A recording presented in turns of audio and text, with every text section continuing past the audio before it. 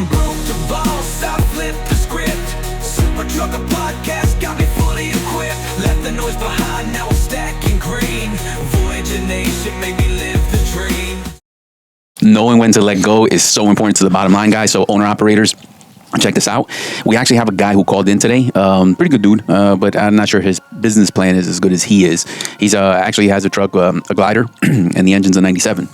Long story short, he's in the middle of getting an overhaul, but unfortunately, it is the second overhaul on this truck. So something's definitely wrong. He's $50,000 already down and still contemplating whether he should be making the second repair. So that's what we're here to talk about. It's not about bashing anybody. It's about making good business decisions, learning from each other. And so let's get into this topic.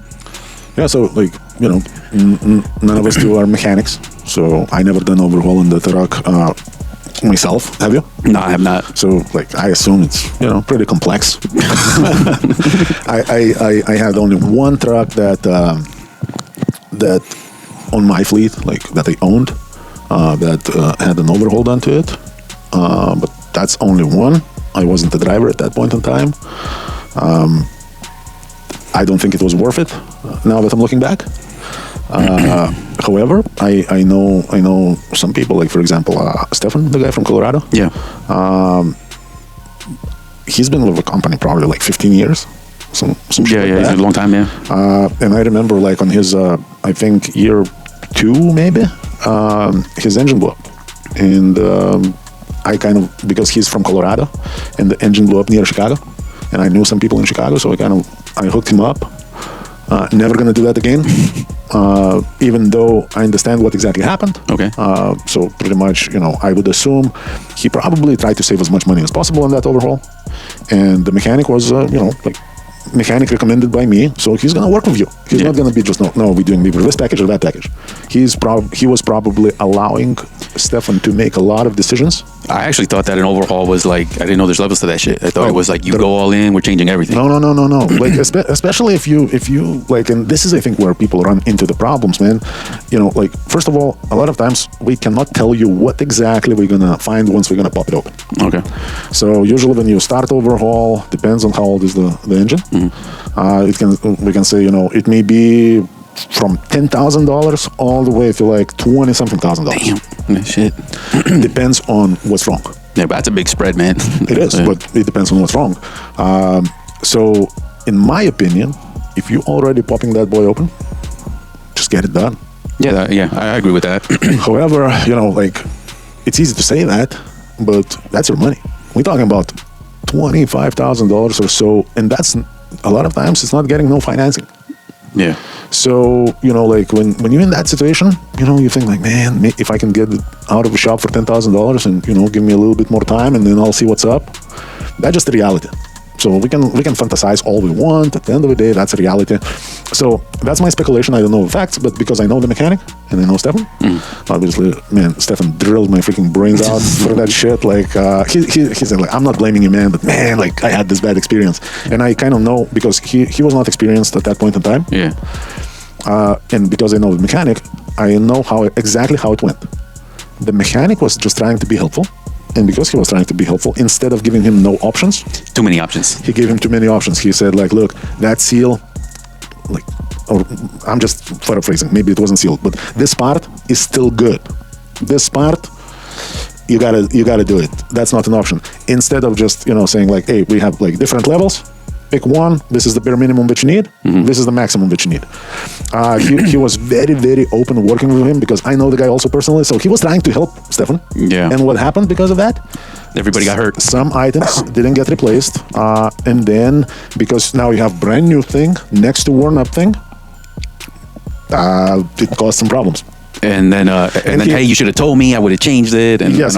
But I'm pretty sure it was told to him, just not blatantly. Nobody said like, oh, it's gonna blow up in 50,000 miles. Right. Yeah. It was just like, you know, Just trying to save him some money. Get back, like you said, get back on the road. Exactly. And obviously Stefan never dealt with overhauls before, so you know he probably thought like, maybe I can get away with this. How long was he down for all this? Do you remember? I think probably about a month. Damn. Okay.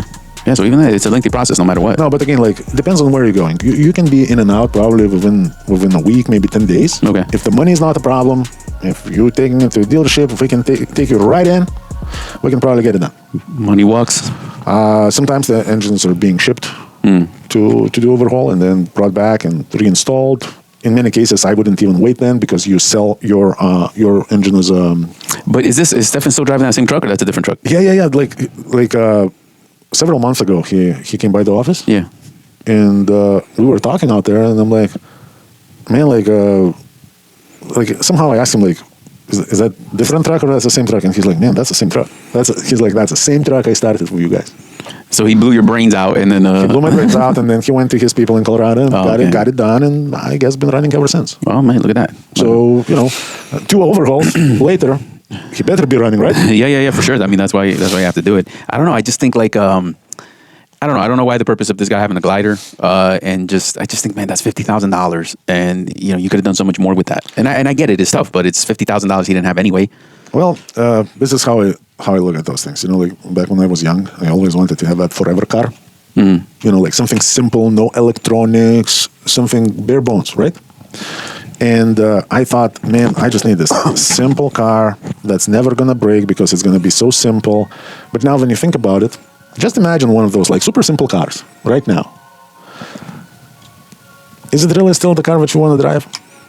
No. Because you mean like out there in the most uncomfortable ride ever. Yeah. And it's only uncomfortable though because you experience other cars, like, right? Absolutely, yes. And also the way I see it, it's look at like let's say our shop truck, right? It still has fairly low mileage for the truck, right? For the year, yeah. However, look at the sun damage. Just the panel and everything else. Florida sun can be pretty damaging. And now, the steering wheel is already peeling off, not because it has a lot of miles, not because it's a beat up truck. Actually, because it sat probably because it sat in the sun, and now even all the plastic around is kind of like a little bit not as does not have anything similar to new, right? No. And now it becomes this, I don't know, like. The idea is nice, but the result, not so much. No, I know. I think it's more of a fantasy. Yeah. I agree with that, because at the end of the day, you gotta, like, this is your office, man. Like, that's your job. That's the vehicle to make money in, and the vessel, whatever you want to call it. That's a vehicle a lot of owner operators will spend more time at than at home. Yeah, so I would keep it as, I wouldn't be scared of that payment. And I know everybody's gonna be like, yeah, but it's better to have no payment. But at some point, it costs you more not to have a payment, not just in discomfort, breakdowns. As a matter of fact, at some point it started costing you way more, because one of the good things about the payment is predictable. It comes once a month, you know the amount. Yeah, the new truck is still going to somewhat break a little bit because, you're putting a lot of mileage on it. But at the end of the day, it's more predictable. The breakdowns, if you do proper maintenance and if you educate yourself about the truck, if you have a regular mechanic that you swing by to just kind of check it out, the breakdowns on the road are going to be very, very minimal. And then I do have friends that are owner operators, and we've been through quite a few trucks already. And usually at certain mileage, every weekend is now in the shop. Yeah, that's crazy. And sometimes it's unpredictable. And once you lose that predictability, when you're being offered a really, really good load, but you're not sure if you can make it, now if you have to shrink the mileage just to get by, man, it's time for that truck to go. We were talking about this the other day with Julian. People tend to try to save money where we shouldn't. So he was saying, like, even guys with a mattress try to get the cheapest mattress just because it's the cheapest, but that's where you lay, that's your bag, that's your nerve sciatica, all of this stuff, so equivalent that to, I've seen guys buy those the Mack trucks that have the coffin cab in there, so you save a couple of dollars, but man, like, your day-to-day in reality, your day-to-day is just going to be torture, man. And it's like, how much are you really saving, and what did you buy with that savings? Like, that's where I think it gets lost. There's no real tangible to it. Like, I saved 7 G's. Okay, what did you do with these 7 G's? What did you buy? No, it's off the sticker price. Like, fuck that, man. Like, I'd rather be comfortable so I can work harder and make way more than those 7 G's that I'm saving. Owner-operator partnership is very real. I got tons of guys who are making $4,000 take-home. Learn how you can do that by giving me a call at 863-342-5171. We are conveniently located in Lakeland, Florida. We are a Florida-based trucking company that is here to provide you resources to be successful. So once again, it's 863-342-5171.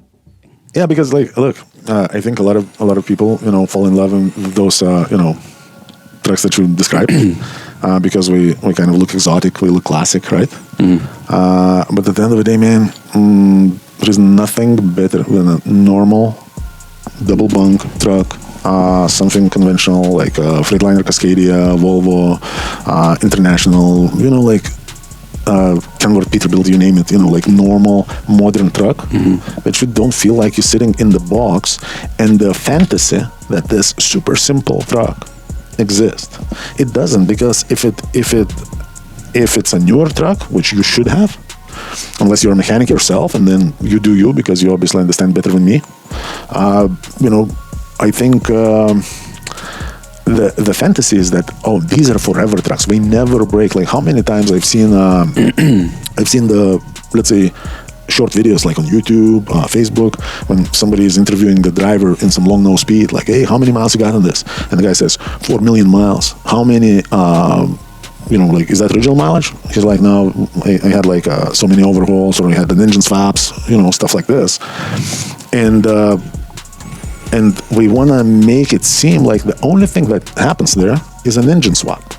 No, man, if you're putting 4 million miles on that truck, there's a lot of swapping there. There is a lot of tear and wear parts. So I think it's kind of misrepresented. I understand if somebody is, like third generation trucking, and we do it not necessarily just, to make a living. It's kind of their lifestyle as well.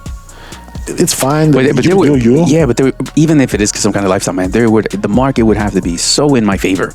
Yeah, just the other day I met this guy, and he was actually, talking about his truck. Good looking truck, takes care of it, all that good stuff, preventive maintenance and everything. But he's talking about how he really wants a manual, and he's probably going to swap out the transmission because it's an automatic and make it a manual. So in my head, I'm like, man, like all of that, just like, how many pieces aren't just going to match up? In theory, it sounds easy, but everything that can go wrong, and the downtime and the loss of money, not only to do the project, but potential risk of now I'm down for 3 weeks for something to happen. I just don't see it. It also depends like what the guy wants. Is he looking to swap the transmission, or he's looking to swap the truck? Swap the transmission. So that can actually depends on what transmission he has. To make it a manual from automatic? It depends. It can be a couple $1,000s.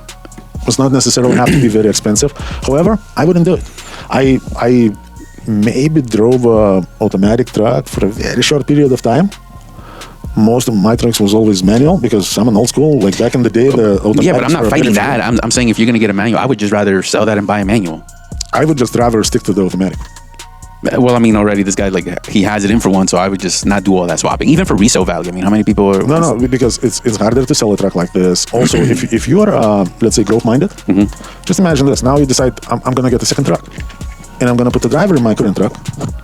Now, a couple of things. Number one, these days, you will have a hard time finding a driver who drives manual. Even if they say they can, do they have the license endorsement for it, yeah? So here we go. So now you got a guy, the driver problem. Second of all, now even if you find a guy, it's you can drive manual a lot more aggressively. Depends on what kind of cycle you got in that truck. We can rip it apart, man, like really, really bad. I think the automatic transmissions are no longer the same as in 2003. Automatic transmissions are actually, in my opinion, by now, are very, very reliable. We help to save on fuel cost. I've heard, like on both camps, I've heard people, saying like, oh man, like I'm not going in the mountains with automatic. And I've heard the people saying we're passing everybody with automatic. Yeah, I've heard that too. So it just depends. Like, again, I didn't drive automatic long enough, but I drove automatic long enough, probably a couple of weeks or some crap like this, that if I would buy a truck right now, automatic's the way to go. For myself, I would get an automatic, because, man, like, why... How many times you go into the traffic, right? Man, like, it's kind of like, right now you have a stick shift. Yeah. Good time, guys. Yeah, good time drive through the country here, right? No, yeah. What about getting into the traffic? Yeah, I'm not gonna lie. Like in the, as a commuter car, it kicks ass because I'm just coming here through, flying. But in the city driving, that's one of those Fast and Furious cars. So there you go. So yeah, no, you're right. So I would not want to be in Atlanta traffic. I would not want to be in New York Chicago traffic with that bad boy. No, I would not. Absolutely. So I would say convenience plus now if you're looking to level up and get a second truck, hire a driver, potentially start, take your business to the next level. Right, man. Now you have more options. And at the end of the day, like, I think it's the same thing as, somebody is looking at that brand new long nose speed and we think that truck is simple. No, man, that truck is just as complex as any other new truck. And it's going to cost more. Yeah. And the repairs are going to cost more. And I know a lot of you guys out there are going to disagree, but the repairs are going to cost more. Let me just challenge you on one little thing. Check the parts price. based on the make and model, and let us know in the comments. Let's say compare Volvo with long nose speed. See what's up. And I don't know if you mentioned it or not, but insurance is another that's definitely different. Well, because the value of a truck is different, Yep. so the insurance is going to be different because we need to protect the investment. Yeah. So So I think, generally speaking, going back to that, glider truck, I think we're cool. The idea is cool. I would love myself to have a brand new truck, let's say with a brand new old engine. So I assume if it's, I don't know, factory rebuilt engine, maybe it could be just as good as new. And now you don't have all these EPA things. So that would be awesome. But it depends what are the reasons and how much headaches am I having. Because am I now pulling into the shop and nobody knows how to work on that engine? yeah, because technology is now you need a specialist to go. Yeah. You need a specialist who is 70 years old to be brought back from retirement to work on your truck, man. So I don't know. I think what kicks ass for real in trucking, in my opinion? Volvo. Besides that, Okay, what? any very, very well maintained conventional truck with low mileage. Yeah. That's your surest bet. I do agree with that. And then when it comes down to DF systems and AGRs, all these nasty things that you guys hate. Again, I'm going to repeat myself, but it is my understanding it's still going to suck because you will have a few more problems to worry about. So I never met a driver who says like, man, I love my I love regen. DF system. Never seen it, but in order not to have it, it comes with other problems. Yeah. So now if you need to choose between have that well-maintained and those other problems, I would choose that well-maintained. And number one problem is learn your equipment, do the research, learn how to maintain it properly, and you will have a lot of miles. Plus, right now, I don't know, I don't want to confuse nobody. I can actually ask my guy about it, but one of my buddies, they say these days nobody, at least in my old crew, I'm not talking about drivers who don't even have a tire pressure gauge. Right. I'm talking about real owner operators. So nobody is driving trucks without a computer. So everybody, at least in my old crew, has some sort of plug-in where we can go into the system. They're checking their own codes. We did learn how to use it. We can reset some of those reappearing codes that are there. There is no real problems. It just reset. No, that's cost effective, man. Because just to go check that out, Yes, and as a matter of fact, once he did send me a link, at least for Volvos, but I got different guys. Somebody's driving Cascadias, somebody's driving Peterbilts, you name it. Most of my old timers, that started around the same time I did, in around 2000, 2001-ish. Yeah. We all do have some sort of electronics to plug into the truck. So we no longer as needy, to go to a dealership or worse, TA, Freightliner. Oh, man, yeah. That shit show is going to end your business very fast. So, and then if the reason is paper logs, then again, ask yourself a question. What carrier are you running for? And who will you be running for? And who you will be running for, especially right now. Apparently, now after we're done with a couple of wars, we're going against the chameleon carriers. Oh, yeah. So here we go. So that's gonna be actually helpful if done properly. Yeah, because there's a lot of collateral damage done just I can viciously. guarantee you it's gonna be a lot of white hat carriers, so it's gonna pay the price, and chameleons are still gonna escape. Yeah, that's the problem, though, man. But besides that, I think that should eliminate a lot of bad carriers. One of those, 1-800 add me 10 hours. Hello? Yeah. So at the end of the day, you gotta be. But there's still going to be growing pains, right? Because even those chameleon carriers go out. A lot of those drivers, wherever they're going to go, their bad habits have to get undone. So that's challenging for people boots on the ground. I get it on the grand scheme of things, nobody gives a fuck. But for the people boots on the ground, safety teams and stuff, dealing with those guys, breaking those habits is difficult. I actually knew somebody who worked for a company that when ELD mandate came around, we had already everything set up to go with Motive. Mm-hmm. We had the units and everything. The only different thing that we did in comparison to us, we prepped way ahead of time. About a year before the mandate, we allowed all the old timers still run until 4 weeks out. Mm-hmm. as is, but any new truck coming in, ELD. that's it. So basically, there was a company, I'm not going to mention name or anything of that, but we already were set up to go with ELD. And then one of those 1-800, add me hours systems came around, and it spread like a wildfire in Chicago. Oh, yeah. And pretty much the ownership of a company was faced with a challenge. If we're implementing the motive, Your drivers, you got a mass exodus. I'm losing all my drivers today. Yeah. Or I'm going with that BS, system that adds all kinds of other problems. But I live to see another day. And the decision was made to see another day. I don't know how we do now, if we're still in business or whatnot, but that was a challenge, And it's funny, like a lot of those same drivers right now, screaming about, like, oh, unsafe drivers killing everybody. Those are the same drivers. I know. All right, guys. So if you're looking for a glider, I think we look cool. I think it depends on the reasons. Hopefully, you're not going to run into a problem like this guy. 50,000 in and still driving for somebody else. I would hate that, especially knowing the price of a glider. Yeah. So you're paying, almost for a new truck to have those problems. That was my whole point. So hell no.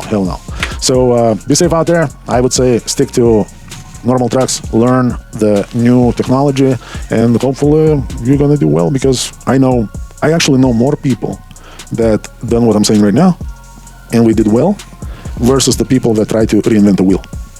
There you go. Don't fix what's not broken, guys. Stay the course, make a plan, and work it. All right, guys, be safe out there, and we'll talk to you on the next video. Operators looking for the best business owner opportunity, look no further. I got all the programs that are going to make you successful. Everything to operating from 2 different fuel cards, top of the line trailers with a maintenance program that is unbeatable, to plates, insurance, you name it, we got it. All you got to do is give us a call, 863-342-5171. Learn more and get started.